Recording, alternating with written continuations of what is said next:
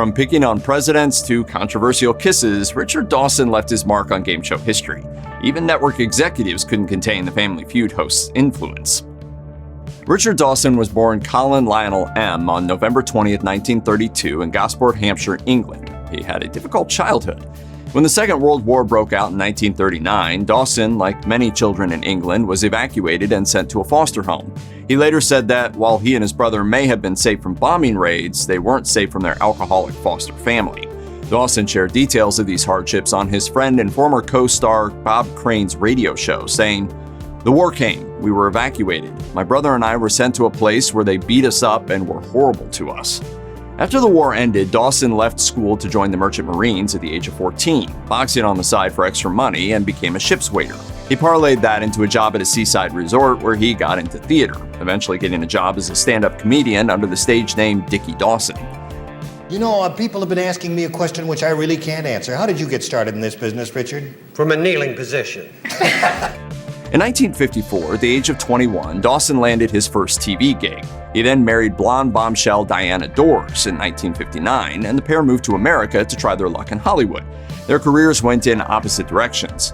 Dors, who had seemed on the verge of becoming a movie star, ultimately divorced Dawson and moved back to England in 1966. And then Dawson had hit it big as British Corporal Peter Newkirk on the hit TV sitcom Hogan's Heroes. Dawson worked on Hogan's Heroes until 1971, but would go on to experience a tragedy involving another cast member a few years later. Dawson became very close with his Hogan's Heroes co-star Bob Crane, even acting as the best man in Crane's wedding.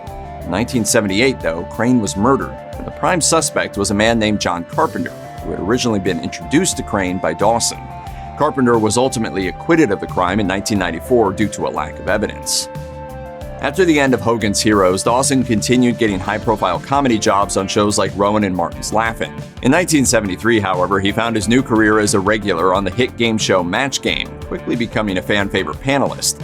His performance on Match Game led to an offer to host a brand new game show, Family Feud. Debuting in 1976, Family Feud quickly became one of the most popular game shows in television history, thanks in large part to Dawson's sharp wit and friendly demeanor. Despite the show's success, some thought Dawson was a bit too friendly. Very early on, Dawson began kissing the female contestants. He told the Archive of American Television that he began doing it to help a flustered woman who was overcome with nerves. He explained, "I said, I'm going to do something that my mom would do to me whenever I had a problem of any kind. And I kissed her on the cheek and I said, that's for luck." It worked, and a new tradition was born, much to the chagrin of executives who wanted him to stop. Dawson actually commissioned a viewer poll to find out what fans thought of the kisses, and the votes were overwhelmingly in favor of him continuing, which he did for the rest of the show's original 9-year run. It still remains controversial to this day, however, with some critics suggesting it was a form of harassment. Showbiz Cheat Sheet reports a Family Feud executive estimated Richard Dawson kissed as many as 20,000 women during his stint on the popular game show. However, one kiss in particular changed Dawson's life. Gretchen Johnson was a contestant on Family Feud with her family in 1981. Although he kissed tens of thousands of women throughout his career, Dawson later said he felt something innately special about Johnson. When they concluded taping for the day, Dawson asked Johnson for her phone number, and she was happy to comply. As reported by WCVB, some of Dawson's fans were disturbed by the couple's 23-year age difference. However, Dawson was not deterred, and the two eventually began dating.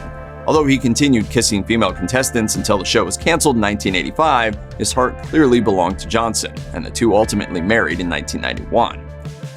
Richard Dawson's kisses and his relationship with a younger woman were not the only controversies he faced while filming Family Feud. As reported by the Washington Post, the game show host liked to disparage and make jokes about former President Richard Nixon on air. "Sock it to me?" The jokes drew the attention of at least one of Family Feud's contributing sponsors, who complained to ABC executives and threatened to withdraw sponsorship if the jokes continued. The Washington Post reports ABC executives responded by agreeing to edit one of Dawson's more controversial tirades out of an episode. However, when Dawson heard about the plan, he threatened to resign if the comments were removed. As the show already had enough sponsors, ABC ultimately decided to air the episode without any further editing. However, Nixon wasn't Dawson's only target. AV Club reports that the politically active Dawson made similarly disparaging remarks about former United States Secretary of State and National Security Advisor Henry Kissinger as well. As it turns out, public figures weren't the only people Dawson showed his disdain for. According to author David Baber, author of television game show host Biographies of 32 Stars, Dawson was unusual among the game show hosts in that he didn't particularly hide it when he disliked one of his contestants. Baber said Dawson would let it be known if he didn't like them. He wouldn't just come out and say it, but he would usually make some sarcastic crack and put them in their place. If contestants gave unusual or nonsensical answers, Dawson wasn't shy about calling them out. According to Baber, Dawson told one contestant they should stop watching so much TV and try reading a book instead, and asked another if they were on drugs. You don't use narcotics, do you, Bob? No, but I will. I thought frog. Although his comments do not seem as shocking now, it was unusual at the time for a game show host to criticize the contestants, even in jest. Baber told Closer Weekly that Dawson made no apologies.